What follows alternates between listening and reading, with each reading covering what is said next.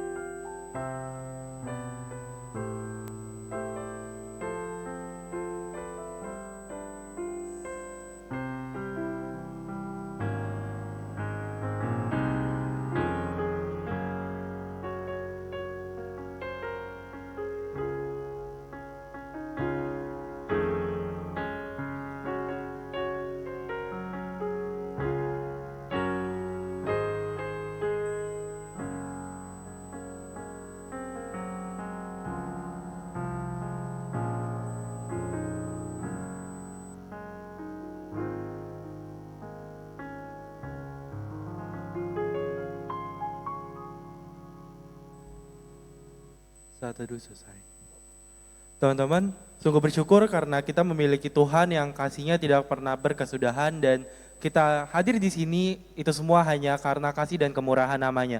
Untuk itu yuk aku mau ajak kita semua untuk berdiri dan kita menaikkan puji kita untuk Tuhan.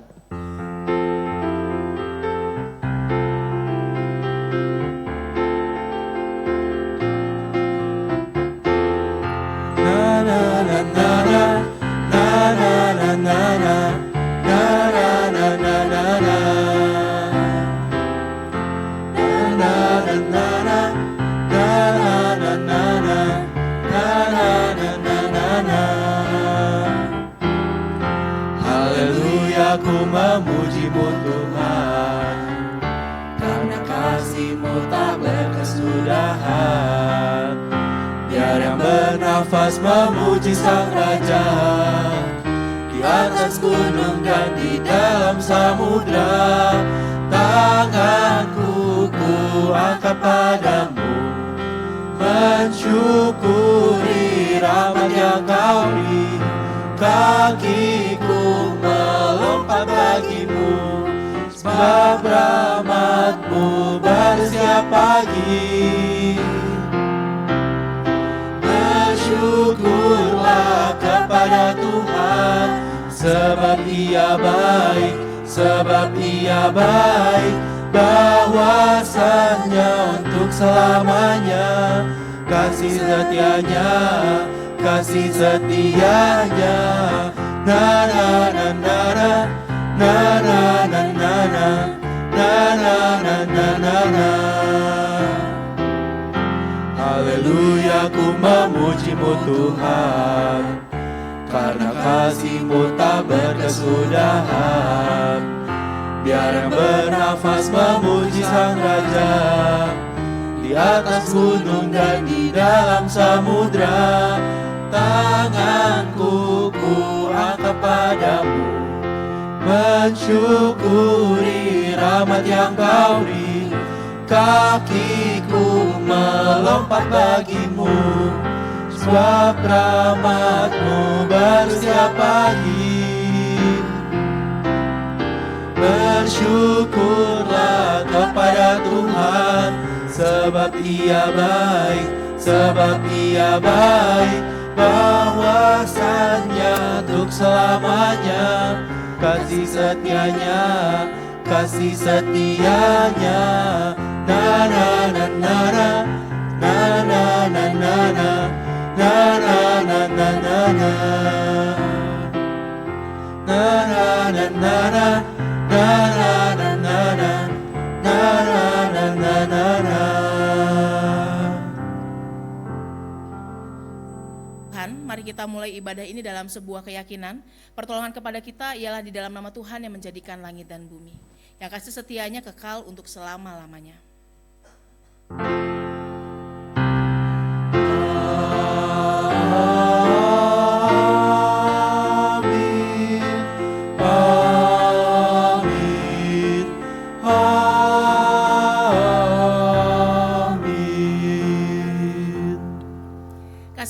dan damai sejahtera dari Allah menyertai saudara sekalian. Dan menyertai saudara juga.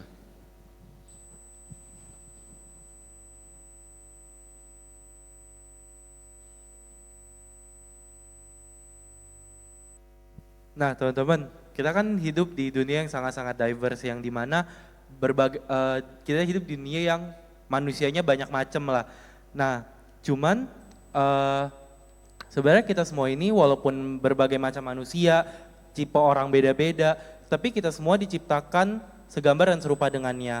Dan oleh karena itu, Nats Membuka kita pada pagi hari ini mengingatkan kepada kita bahwa yang terambil dari Kisah Para Rasul 10 ayat 34 sampai 35 yang berbunyi, lalu mulailah Petrus berbicara, katanya, sesungguhnya aku telah mengerti bahwa Allah tidak membedakan orang. Setiap orang dari bangsa manapun yang takut akan Dia dan yang mengamalkan kebenaran berkenan kepadanya.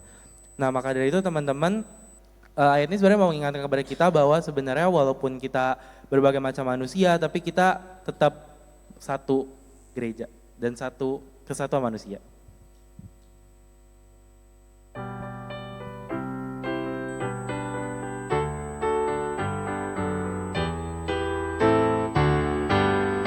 Aku gereja, kau pun gereja, kita sama-sama gereja.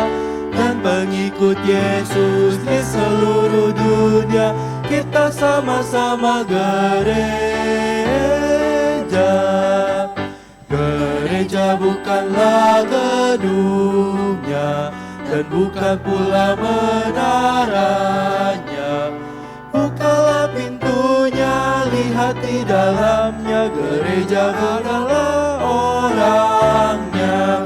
Aku gereja, kau pun gereja, kita sama-sama gereja. Dan pengikut Yesus di seluruh dunia, kita sama-sama gereja. Berbagai macam manusia, terdiri dari bangsa-bangsa, lain bahasanya dan warna kulitnya, tempatnya pun berbeda juga.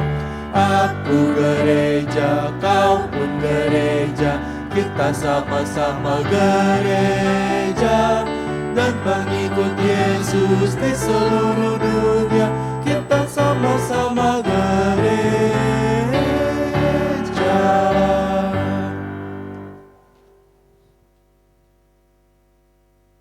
Teman-teman, kayak yang tadi aku sempat bilang di awal, kita kan hidup di dunia yang sangat-sangat diverse, yang sangat-sangat berbeda.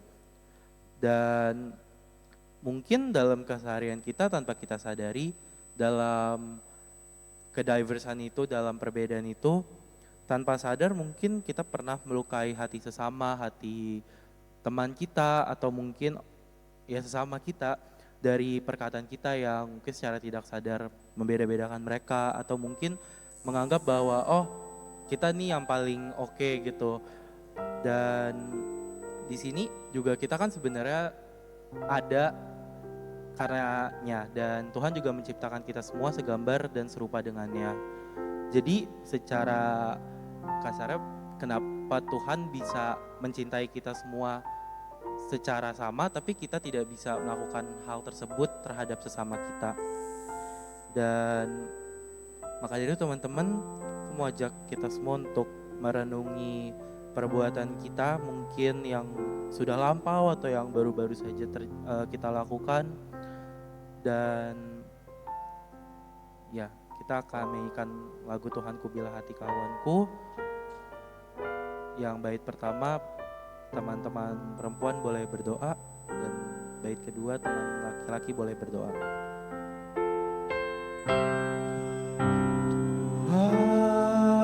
Aku bila hati kawanku terluka oleh tingkah ujarku dan kehendakku jadi panduku, ampunilah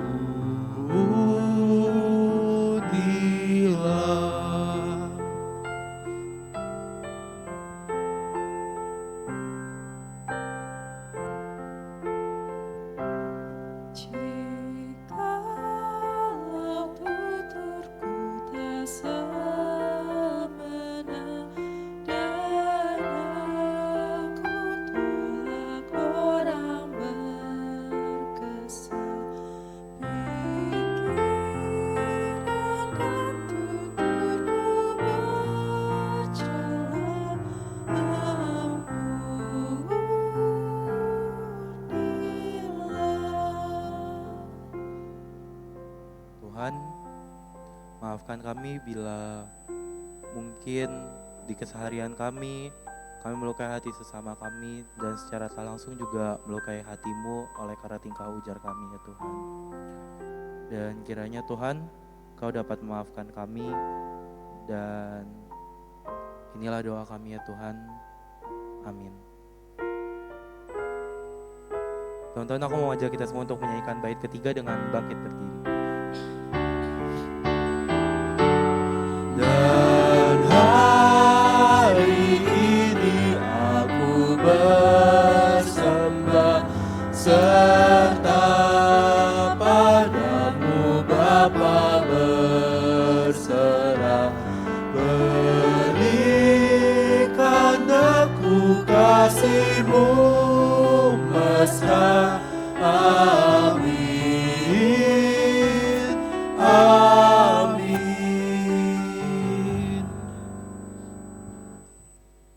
Bagi setiap orang yang datang kepada Tuhan dengan tulus mengaku dosanya kepada Tuhan, terimalah berita anugerah yang diambil dari Yeremia 33 ayat 8. Aku akan mentahirkan mereka dari segala kesalahan yang mereka lakukan dengan berdosa terhadap aku, dan aku akan mengampuni segala kesalahan yang mereka lakukan dengan berdosa dan dengan memberontak terhadap aku.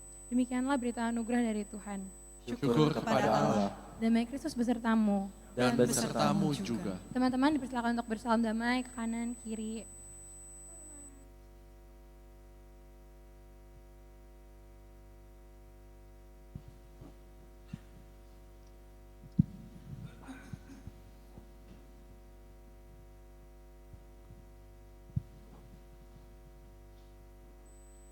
Nah, teman-teman, Tuhan telah mengampuni segala kesalahan kita. Oleh darah-Nya, dosa kita telah dihapuskan. Dihapuskan dosaku.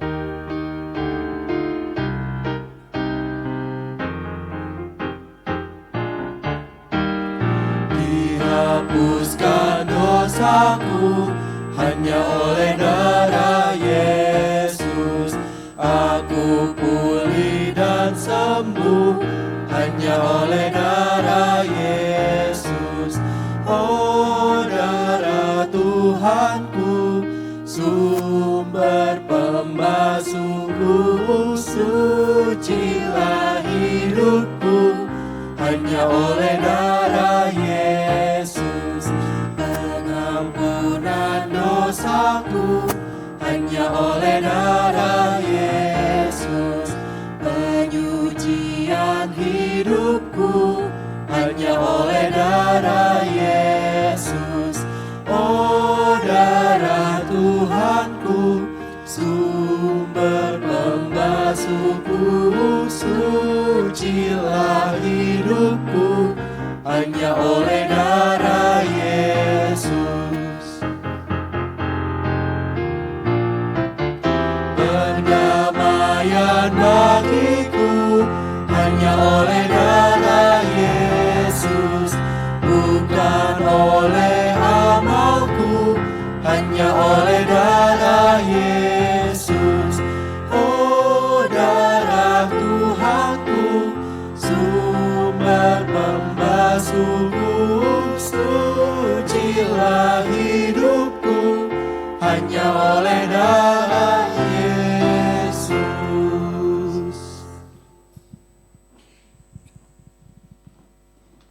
Rekan-rekan, kini mari kita siapkan hati dan pikiran kita untuk menyambut pemberitaan firman Tuhan. Kita bersatu di dalam doa.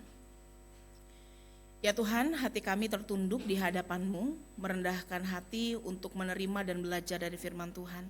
Tolong kami sehingga firman Tuhan tidak berlalu begitu saja, tetapi kami boleh dengarkan dengan serius, kami boleh praktikkan itu dalam keseharian kami, dan biarlah ini menjadi bagian yang terus-menerus kami upayakan dengan setia sebagai bagian dari panggilan kami.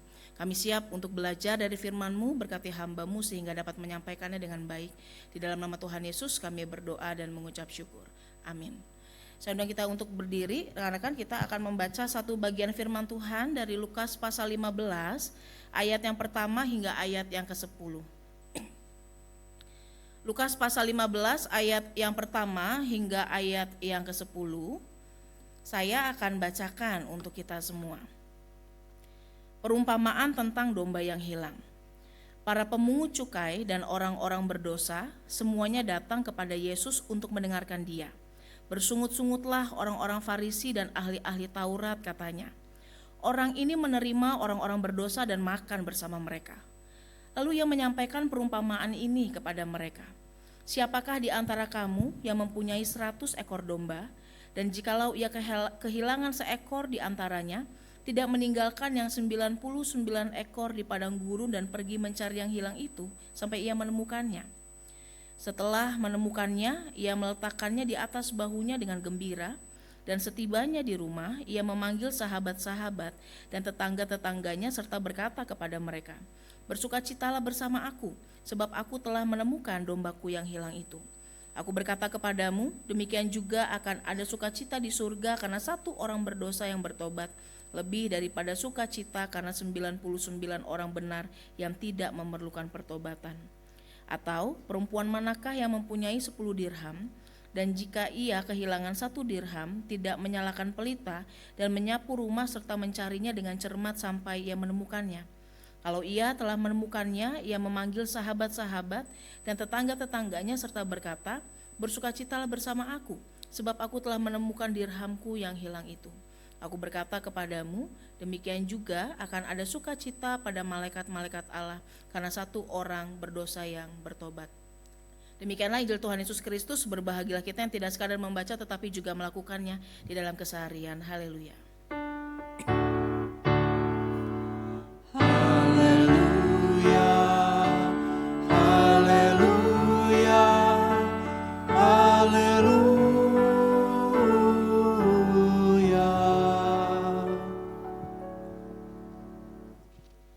Rekan-rekan, hari ini kita akan sama-sama membahas sebuah tema tentang tidak hina tapi berharga, ya, tidak hina tapi berharga. Nah, rekan-rekan, untuk mengawali perenungan kita pada hari ini saya mau mengingatkan kita, ya, kalau biasanya kita dikatakan sebagai domba-dombanya Tuhan, maka saya mau katakan identitas kita menurut iman Kristen itu tidak hanya sekadar jadi dombanya Tuhan, tetapi juga menjadi gembala bagi sesama kita. Ya, saya mau tekankan bahwa identitas kita menurut iman Kristen itu tidak hanya sekadar jadi dombanya Tuhan, tetapi juga jadi gembala bagi sesama kita. Jadi gembala itu artinya apa, rekan-rekan? Artinya kita dipanggil untuk bisa bersaksi, untuk bisa menjadi berkat dalam situasi apapun, dalam perjumpaan dengan siapapun. Ya, ini sesuatu yang gampang diomongin rekan-rekan, tapi kenyataannya susah banget buat dilakuin. Setuju nggak? Ya, gampang diomongin tapi susah dilakuin karena apa? Karena nyatanya nggak semua domba itu baik dan menyenangkan, kan gitu ya. Ada domba yang saking resenya kayaknya lebih enak disate daripada dipelihara, gitu ya. Daripada dia bikin hidup gue penuh terbakar api amarah terus, kemudian gue yang bakar dia, kan kadang gitu saudara ya. Kita menghadapi situasi di mana ya nggak semua domba itu nyatanya baik, menyenangkan, lucu, enggak. Ada juga domba-domba yang nakal, domba-domba yang menyebalkan, domba-domba yang akhirnya nyeruduk kita, padahal kita udah mau pelihara dia, udah mau kasihi dia. Dan itu realitas kita, saudara. Ini yang jadi realitas atau kenyataan yang kita hadapi di tengah panggilan yang jadi identitas kita. Ya, jadi ini bukan sesuatu yang saudara bisa tawar, saya maunya jadi domba aja deh, saya nggak mau jadi gembala, kagak bisa saudara. Udah dari sono rumusnya begitu. Ya, dan ini bersatu paket saudara sama domba-domba yang tidak begitu juga menyenangkan, nggak semuanya menyenangkan. Pertanyaan saya sederhana teman-teman, kalau misalnya kita ini dipanggil jadi gembala-gembala, ya, bagi domba-domba yang ada di sekitar kita, bagi orang-orang yang ada di sekitar kita. Kalau misalnya domba kita hilang, ini dombanya dalam tanda kutip ya teman-teman ya. Ada yang oke, ada yang enggak ya. Kalau dombanya hilang, apakah yang akan kita lakukan? Pasti kita cariin atau enggak? Jujur gak boleh bohong di rumah Tuhan. Kalau dombanya hilang nih, dombanya dalam tanda kutip yang gak semuanya baik ya. Terus dia hilang ya. Teman-teman pasti akan cari atau enggak? Hah? Cari, pasti. Yang benar, pasti cari nggak? Orangnya rese loh, jadi ketika dia pergi dari hidup kita malah bersyukur kepada Tuhan, untung dia sadar diri dia pergi, gitu ya. Begitu nggak sih teman-teman? Hah? Kadang-kadang kan cari atau enggak tergantung apa? Tergantung dombanya seperti apa, itu kenyataannya kan. Kadang-kadang nyatanya kalau emang orangnya rese, orangnya nyebelin, maka kita nggak segan-segan kalau dia hilang dari hidup kita. Bahkan kalau perlu kita nyerahin dia ke yang lain, kan begitu. Nyatanya adalah pasti kita cari atau enggak itu belum tentu. Karena apa? Orang melihat yang terutama itu dirinya dan bukan dombanya. Maka ada satu gambar yang menurut saya menarik ya. Ini domba-dombanya bilang, tahan dulu nih, domba yang ini bukannya hilang, kami yang nendang dia keluar. Kan gitu ya. Terus Tuhan Yesusnya bilang, aku tahu tapi aku temukan dia lagi.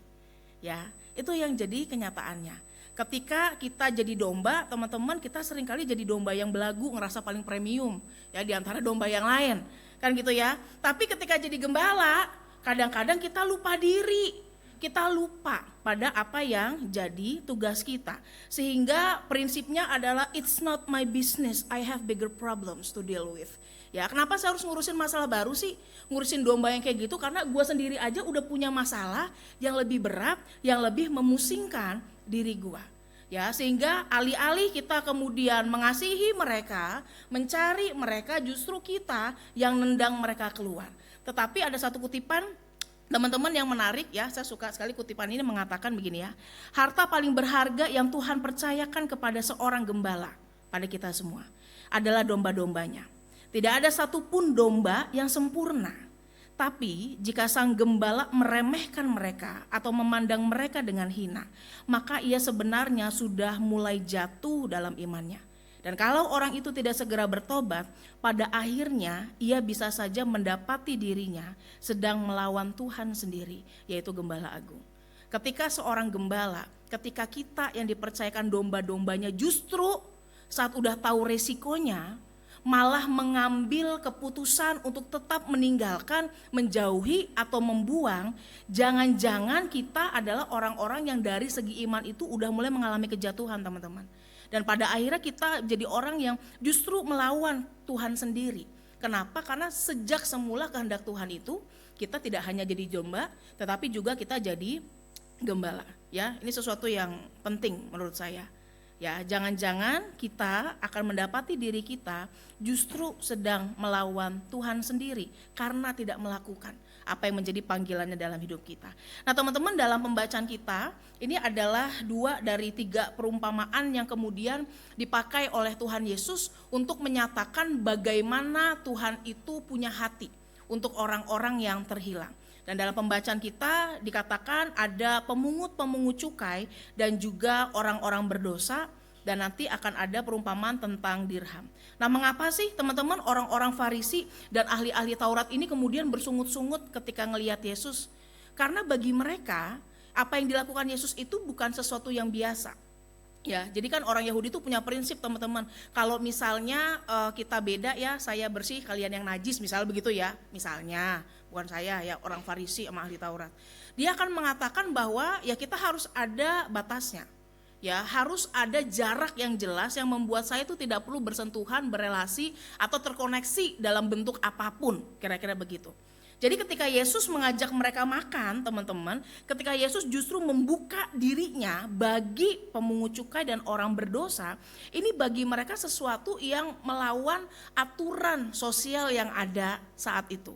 Ya, mereka bersungut-sungut, mereka sebel karena harusnya bukan itu yang terjadi. Orang Farisi, teman-teman, dan ahli Taurat ini selalu melihat dirinya itu lebih tinggi, berasa dirinya jadi domba yang premium dibandingkan yang lain. Ya, dan gak heran kalau mereka merasa begitu karena memang pemungut cukai dan orang-orang berdosa ini adalah orang-orang yang ditandain karena mereka punya kasus tertentu. Ya, pemungut cukai itu kan adalah orang lokal, teman-teman, yang kerja terhadap penjajah, tapi kemudian dia maksa orang lokal untuk kasih pajak yang lebih besar. Ya, jadi udah dijajah nih teman-teman, kita dijajah sama bangsa asing, bangsa sendiri kerja sama bangsa asing terus ikut meres kita. Ya, itu kan yang bikin kita jadi muak. Ya, itu yang bikin kita jadi capek, bikin kita jadi sebel. Kita ngeliat anggota DPR aja kemarin, teman-teman, begaya kan kita juga sebel juga liatnya kan ya. Terus belum joget-jogetnya gitu ya, kayaknya gila ya, rakyatnya lagi menderita, lu bisa-bisanya kelakuannya kayak gitu. Kan itu yang terjadi. Ya, ngelihat begitu aja kita sebel teman-teman, dan itu juga yang dirasakan oleh orang-orang Farisi dan ahli Taurat. Bagi mereka, ketika mereka ada dalam posisi yang suci, yang benar, mereka berhak menunjuk orang-orang yang dianggap berdosa atau tidak layak untuk bisa pergi dari kehidupan mereka. Nggak perlu bersentuhan, nggak perlu terkoneksi. Dan orang-orang berdosa ini, teman-teman, adalah kata yang sebenarnya sifatnya universal. Ya, jadi berdosa itu bisa jadi nih ya, pada masa itu orang yang sakit kusta, kan najis dekat-dekat orang yang sakit kusta. Orang yang kemudian misalnya mengalami sakit tertentu dan dianggap sebagai hukuman dari Tuhan.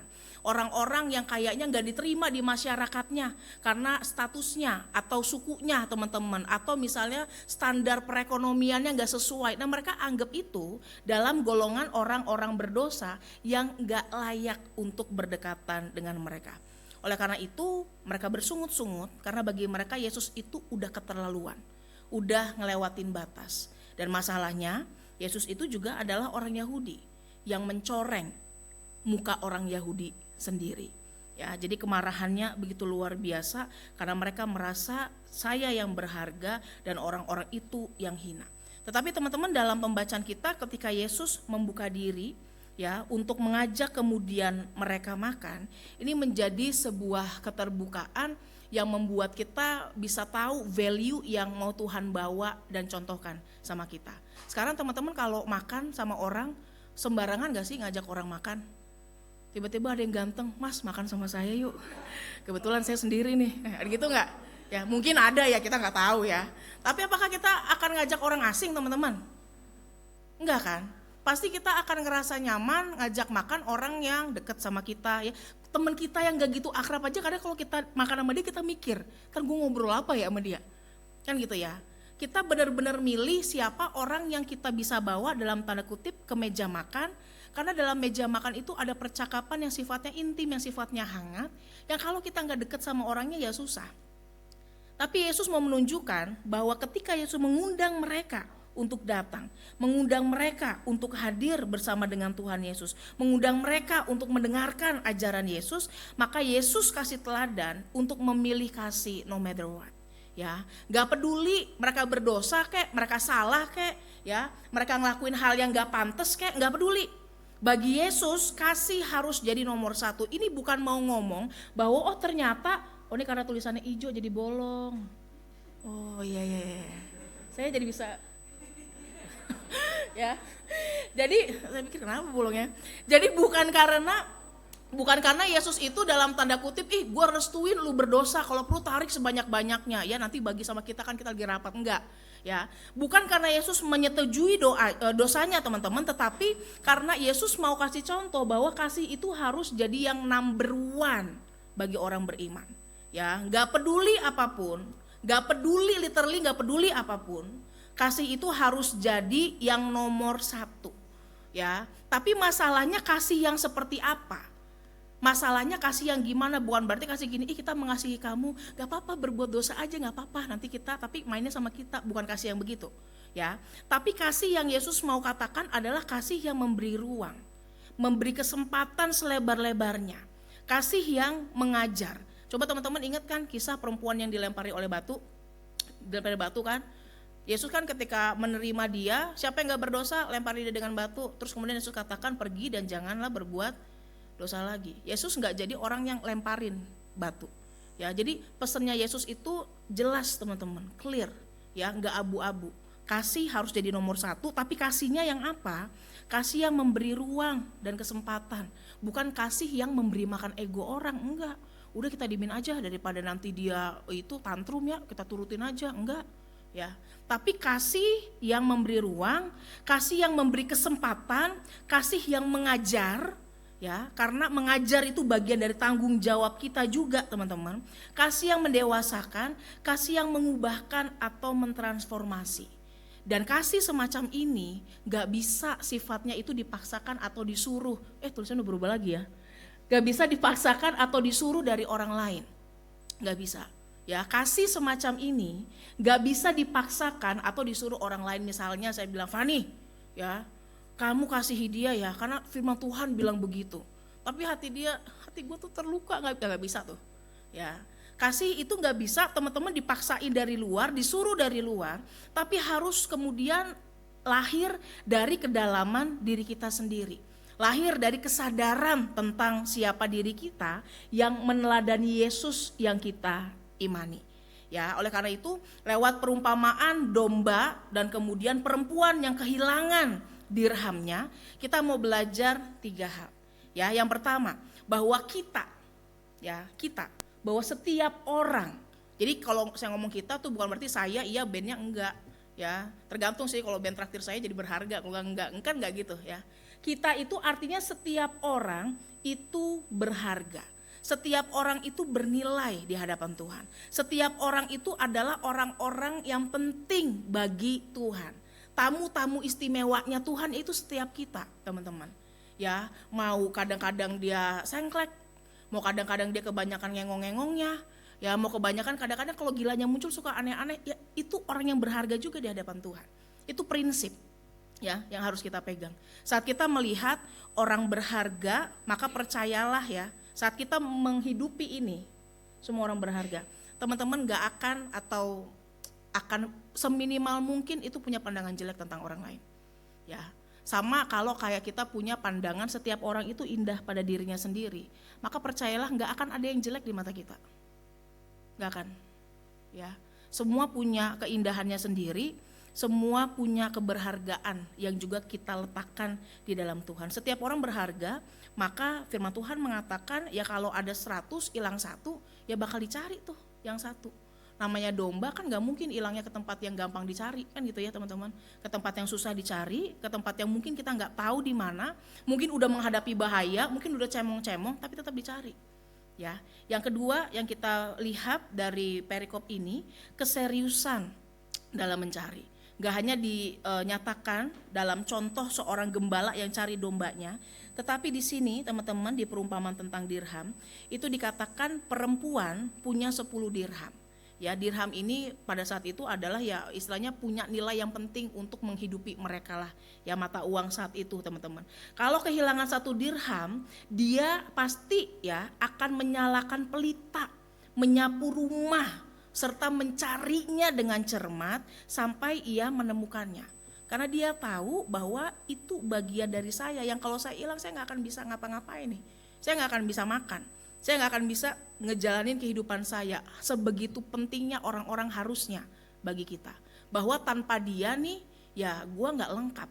Bahwa tanpa dia maka gue akan berbeda. Kira-kira begitu dalam tanda kutip ya. Tapi bukan mau ngomong kalau gak ada dia gue jadi jelek, enggak. Ya, tapi dalam konteks keutuhan, Yesus mau mengatakan bahwa perlu keseriusan, perlu keaktifan ketika kita mau mencari. Jadi bukan mencari itu bukan begini teman-teman. Ya gue terbuka aja, kalau dia datang syukur, enggak ya udah. Itu pasif apa aktif? Hah? Pasif, udah gitu tambah agresif. Tapi kalau dia macam-macam sama gue tendang balik. Kan gitu ya. Gue diem sih, gue buka, lu datang, oke, tapi kalau nggak datang juga terserah, pasif, tapi agresif juga. Tapi kalau datang lu macam-macam sama gue sikat balik. Kan kadang-kadang orang ambil posisi begitu, ya. Tapi Yesus mau mengatakan bahwa ini mesti aktif nih. Kita yang cari, kita yang inisiatif, gitu ya. Kita yang kemudian mengupayakan, kita yang melakukan sesuatu untuk menolong orang yang terhilang itu, karena mereka itu justru orang yang butuh ditolong, teman-teman. Orang yang butuh untuk dibantu.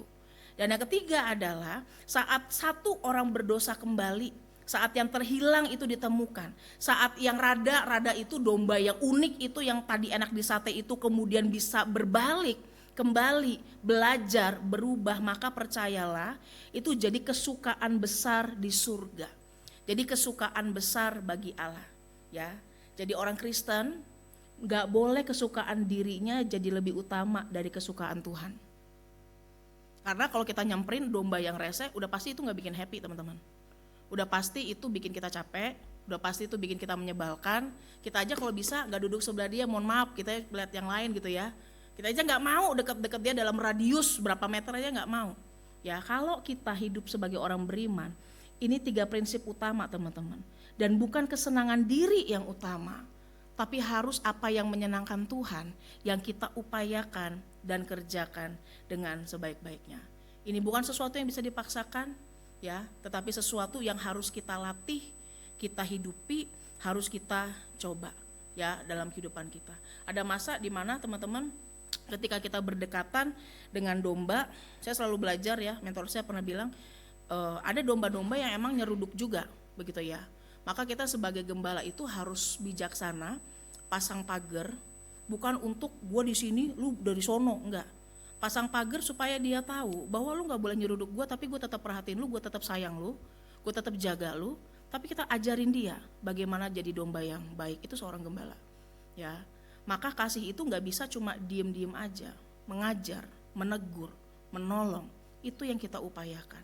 Pasang pagar bukan untuk membangun tembok yang tinggi, tapi untuk menjaga dia dan menjaga diri kita dengan baik.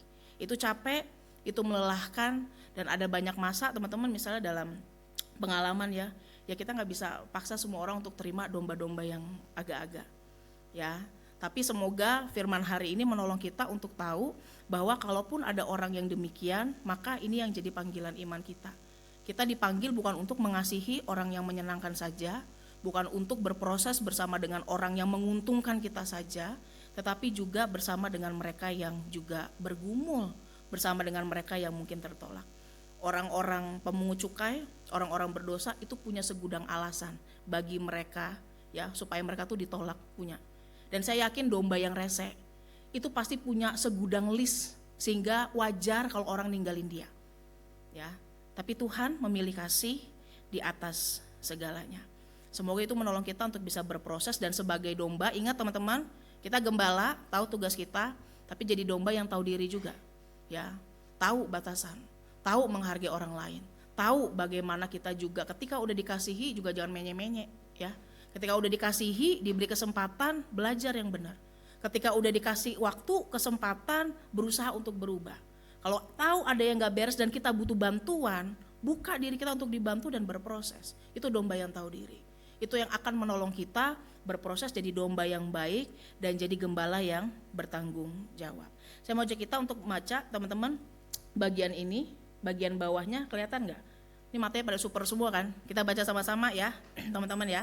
1, 2, 3. Harta paling berharga yang Tuhan percayakan kepada seorang gembala adalah domba-dombanya. Tak ada satupun domba yang sempurna. Tetapi jika sang gembala meremehkan mereka atau memandang mereka dengan hina, maka ia sebenarnya sudah mulai jatuh dalam imannya. Jika ia tidak segera bertobat, pada akhirnya ia bisa saja mendapati dirinya sedang melawan Tuhan sendiri, yaitu gembala agung kita. Tuhan aja nganggap semua orang berharga, jadi siapa kita yang sok tahu bisa menganggap orang tuh gak punya nilai. Karena Tuhan menolong kita untuk berproses dengan baik. Amin. Saat hening bagi kita rekan-rekan.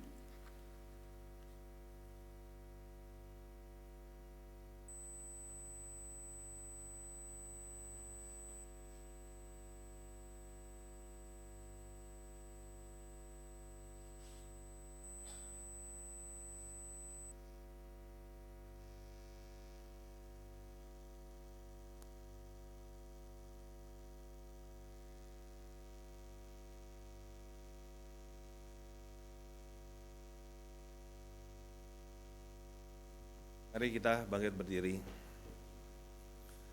Bersama dengan umat dari gereja di segala tempat dan abad, mari kita mengingat janji baptisan kita dengan mengikrarkan pengakuan iman rasuli yang berbunyi demikian.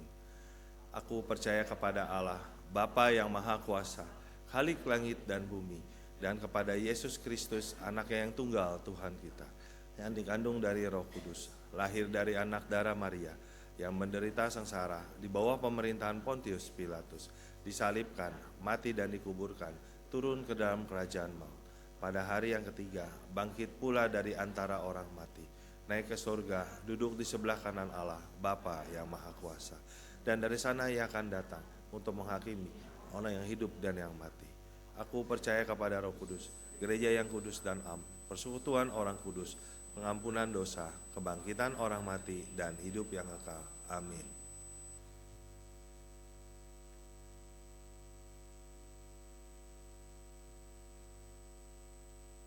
Mari kita menaikkan doa syafaat kita, teman-teman kita berdoa.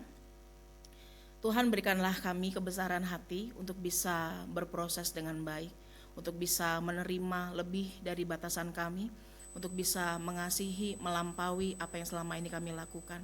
Kami mau belajar untuk melihat bahwa kesukaan diri kami bukanlah hal yang utama, sekalipun itu sangat mudah untuk kami kejar dan lakukan.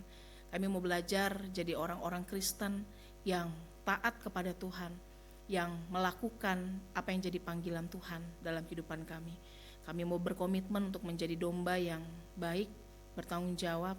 Kami mau berkomitmen untuk menjadi gembala yang selalu membuka tangannya dan hatinya untuk bisa menjaga, merangkul, dan mengajar domba-domba yang ada di sekitar kami. Ini bukan hal yang mudah, kami tahu.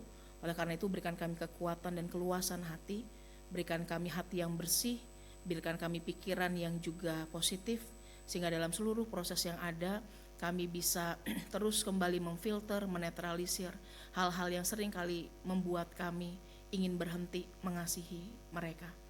Kami berdoa agar dalam seluruh tugas dan tanggung jawab kami dimanapun kami berada, dalam situasi apapun, kami boleh melakukan apa yang jadi bagian kami dengan sebaik-baiknya.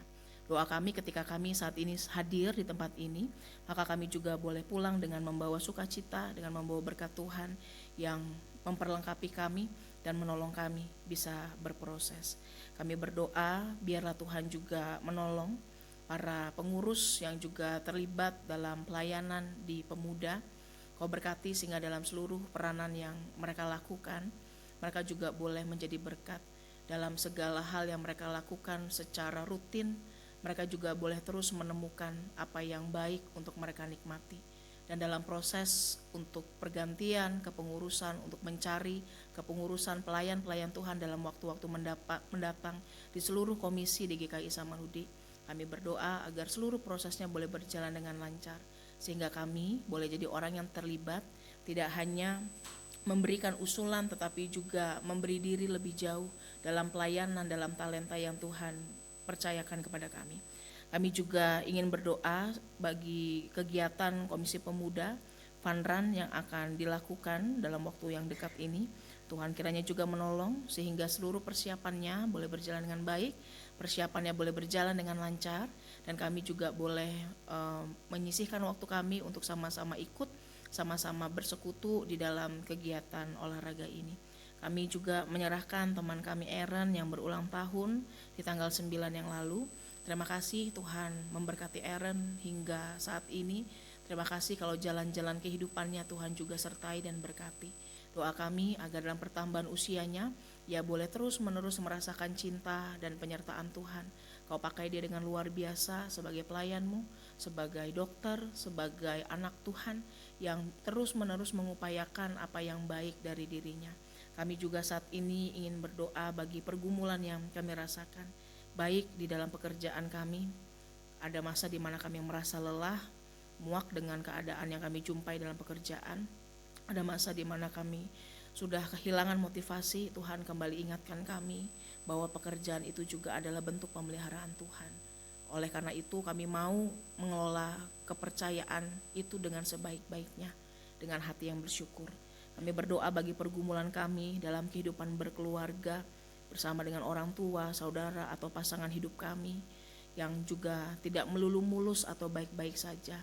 Kami mau menyadari bahwa tidak ada keluarga yang sempurna, tetapi kalau Tuhan memberikan mereka dalam hidup kami, maka artinya Tuhan mengajar kami untuk bisa mengasihi dalam cara-cara yang lain, dalam cara-cara yang bisa kami upayakan dengan mulai dari diri kami sendiri. Kami berdoa agar semua upaya itu tidak berakhir dengan sia-sia, tetapi juga boleh menolong setiap anggota keluarga, juga mengupayakan perubahan ke arah yang lebih baik ke depan. Kami rindu keluarga kami boleh menjadi rumah yang nyaman untuk berproses, untuk tinggal. Oleh karena itu kalau ada yang tidak beres yang kami tahu sedang terjadi, tolong kami berikan keinginan, kesadaran untuk bisa memperbaiki sebelum segala sesuatunya terlambat. Kami berdoa agar Tuhan juga menolong bangsa dan negara kami, menolong dunia yang juga sedang tidak baik-baik saja. Ada banyak sekali kericuhan yang terjadi, demonstrasi yang terjadi di berbagai negara sebagai protes dari pemerintahan yang korup, pemerintahan yang tidak menjalankan tugasnya dengan baik. Ada banyak tempat, khususnya juga di Bali, yang belakangan terkena bencana alam. Ada perang yang juga masih berlangsung dan menewaskan banyak orang. Ada keluarga yang saat ini sedang berduka karena kehilangan orang yang dikasihi, karena konflik yang tidak berkesudahan. Tuhan, dalam seluruh proses yang ada itu, kami berdoa agar Tuhan turut mendatangkan kedamaian dan kebaikan. Setiap usaha yang dilakukan, setiap perjuangan baik yang dilakukan, Tuhan berkati itu semua menjadi jalan yang terbuka untuk perubahan yang lebih baik. Setiap orang yang ada di pemerintahan di posisi strategis yang tidak menjalankan tugasnya dengan baik, mereka yang memiliki narasi jahat bagi negeri kami, bagi dunia ini, Tuhan kiranya boleh turunkan dengan caramu, Tuhan boleh proses mereka dengan caramu, sehingga pada akhirnya orang-orang yang punya hati yang sungguh-sungguh mau melayani boleh dapat tempat yang baik untuk berproses bersama. Kami menyerahkan diri kami masing-masing ke dalam tangan kasih Tuhan. Semua hal, semua berkat, semua pergumulan, kami mau terima itu dengan hati yang terbuka, dengan ungkapan syukur, karena kami tahu Tuhan turut bekerja di dalam segala sesuatu. Kami menutup doa ini dengan doa yang sudah Tuhan ajarkan kepada kami demikian. Bapa kami yang di surga, dikuduskanlah namamu, datanglah kerajaan-Mu, jadilah kehendak-Mu di bumi seperti di surga. Berikanlah kami pada hari ini makanan kami yang secukupnya, dan ampunilah kami akan kesalahan kami, seperti kami juga mengampuni orang yang bersalah kepada kami. Dan janganlah membawa kami ke dalam pencobaan, tetapi lepaskanlah kami daripada yang jahat. Karena Engkaulah yang punya kerajaan dan kuasa dan kemuliaan sampai selama-lamanya. Amin.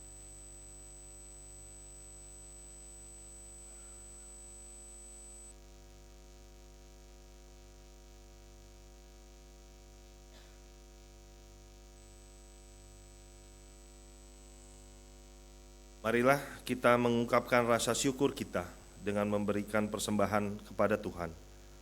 Firman Tuhan yang mendasari persembahan kita diambil dari 2 Korintus 8 ayat 12 yang berbunyi demikian. Sebab jika kamu rela untuk memberi, maka pemberianmu akan diterima.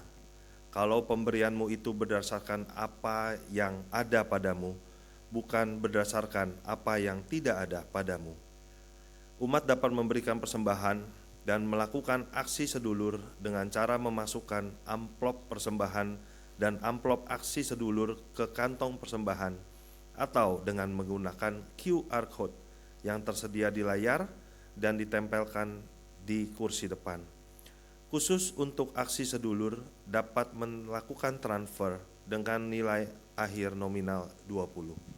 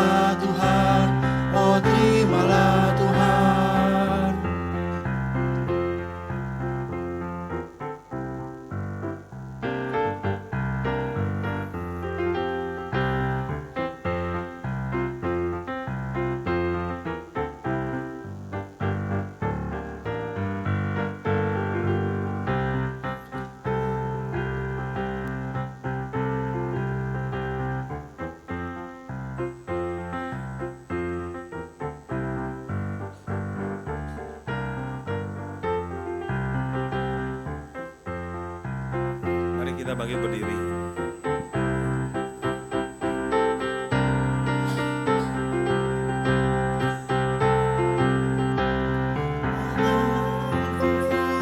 Kecil ya Tuhan, belum mencari makan sendiri ya Tuhan.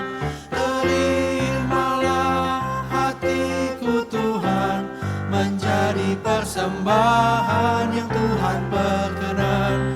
Terimalah Tuhan, oh terimalah Tuhan. Mari kita berdoa. Tuhan, bersyukur atas segenap berkat yang sudah Kau berikan di dalam segenap kehidupan kami yang telah kami nikmati yang berasal dari-Mu. Terima kasih Tuhan, sesuai dengan apa yang telah kami nyanyikan Tuhan. Terimalah persembahan ini Tuhan, dan lakukanlah Tuhan sesuai dengan apa yang Kau kehendaki sehingga boleh menjadi alat bagi kemuliaan-Mu Tuhan. Berkati juga setiap kehidupan kami Tuhan untuk selalu menjadi alat bagi kemuliaan nama-Mu. Terima kasih Tuhan, di dalam nama-Mu Yesus Kristus kami berdoa dan bersyukur. Amin.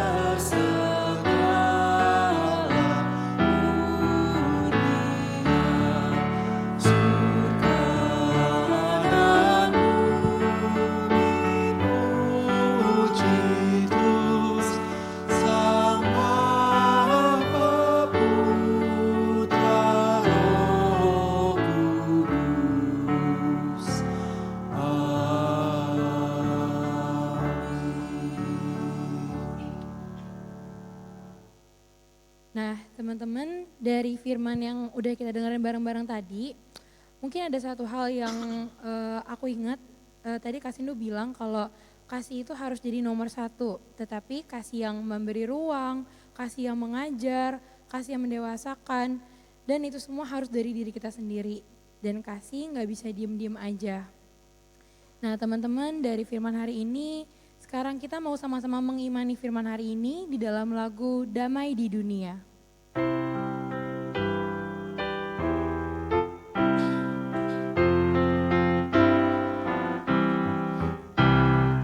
Damai di dunia dan kita lalu tanya, damai sejahtera amalkanlah maknanya. Allah Bapa kita, kita anaknya, rukun bersaudara, penuh bahagia.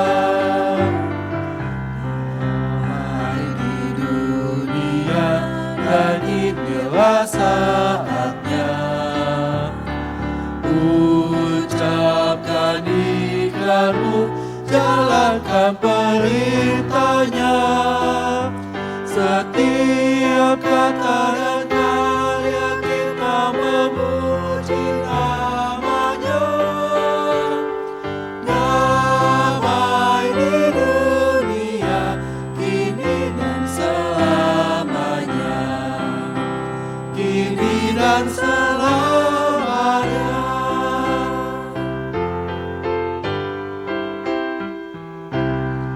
Damai di dunia dan kita lalu tanya, damai sejahtera amalkanlah maknanya.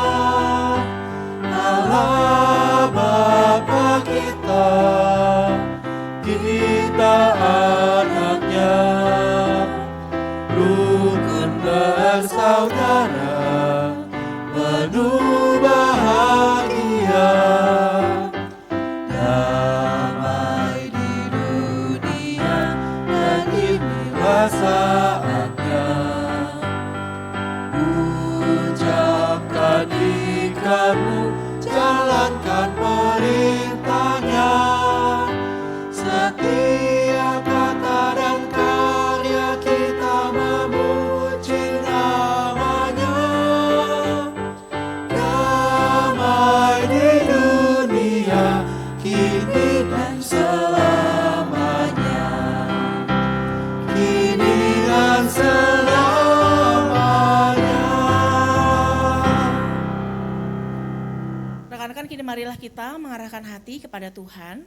Kami mengarahkan hati kami kepada Tuhan. Jadilah saksi Kristus, Syukur kepada Allah, terpujilah Tuhan. kini dan selamanya. Kini pulanglah dalam damai sejahtera dan terimalah berkat Tuhan. Tuhan memberkati engkau dan melindungi engkau. Tuhan menyinari engkau dengan wajahnya dan memberi engkau kasih karunia. Tuhan menghadapkan wajahnya kepadamu dan memberi engkau damai sejahtera. Amin. Haleluya,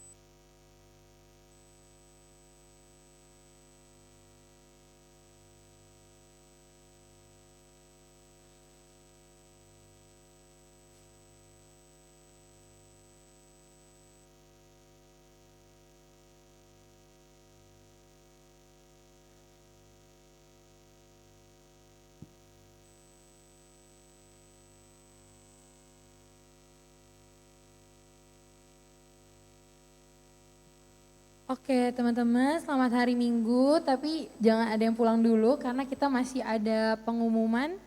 Boleh ditampilin?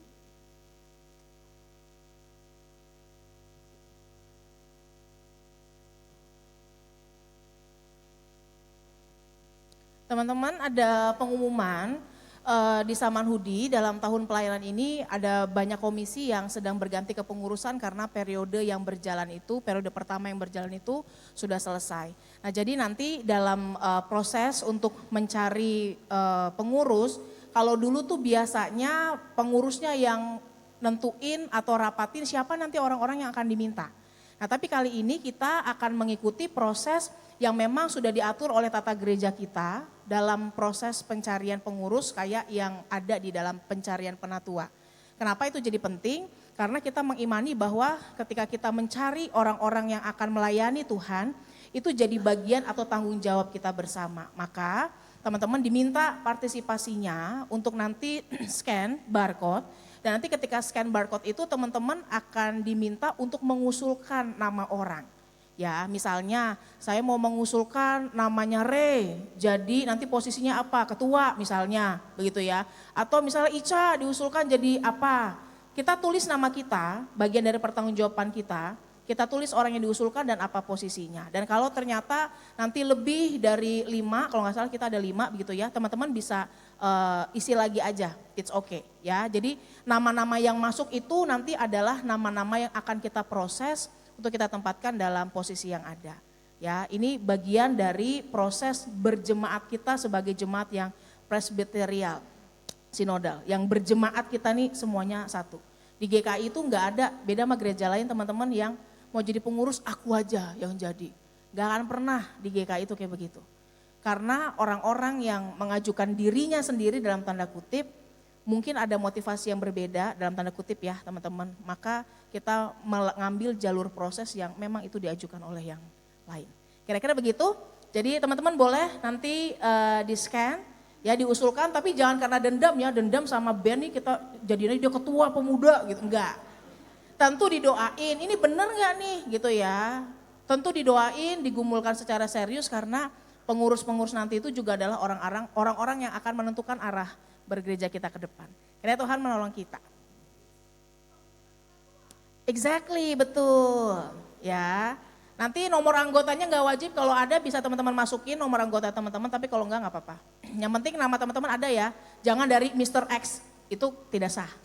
Ya, atau dari ya si kembang desa, nggak bisa. Ya, jadi namanya Vincent. Karena itu yang diatur tata gereja kita. Ya, diatur di tata gereja karena konsep mencari kehendak Tuhan itu adalah konsep yang kita rembukin sama-sama, kira-kira gitu. Ya, yes, kolektif kolegial. Terima kasih teman-teman, saya kembalikan ke MC kondang kita.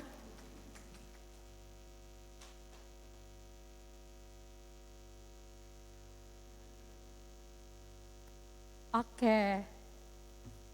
Nah, teman-teman mungkin adakah teman-teman yang baru pertama kali ke Komisi Pemuda?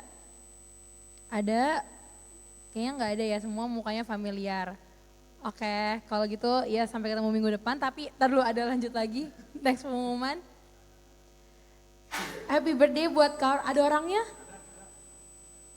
Oh di bawah, oke nanti mungkin bisa diucapin langsung aja ya teman-teman. Next. Oke, ini untuk kebaktian kita minggu depan dengan tema memperalat kebaikan dari Penatua Abdi Sabda. Jamnya sama dan di ruangan yang sama.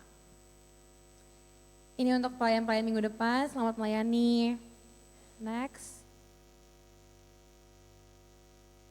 Oke, ini untuk pelayan kita hari ini, pembicaranya ada dari Kasindu, penatuanya ada Penatua Rudi, PL-nya ada aku dan Ryan, singernya ada Koben dan Civani, PM-nya ada Koniko, MM-nya ada Kodanil, sound-nya ada Ed, publikasi ada Koyogi, asernya ada Nathan dan Valerie. Terima kasih teman-teman. Next. Di play aja mungkin. Rocks on my fingers like a nigga wife me. Got another shorty, shit ain't nothing like me.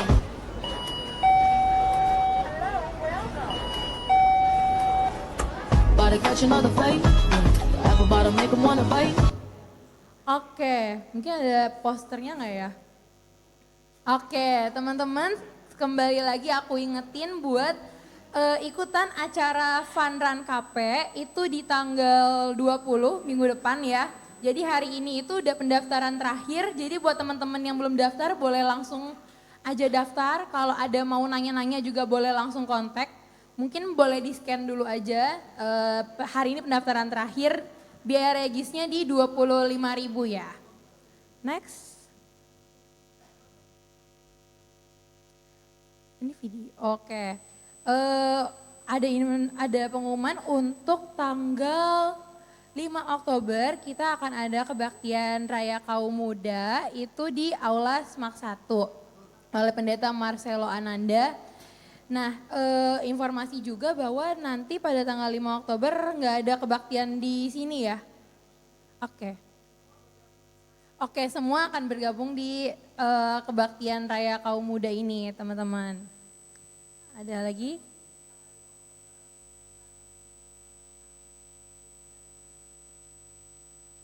Oke. Next. Oke, sudah selamat hari Minggu semuanya. Happy Sunday.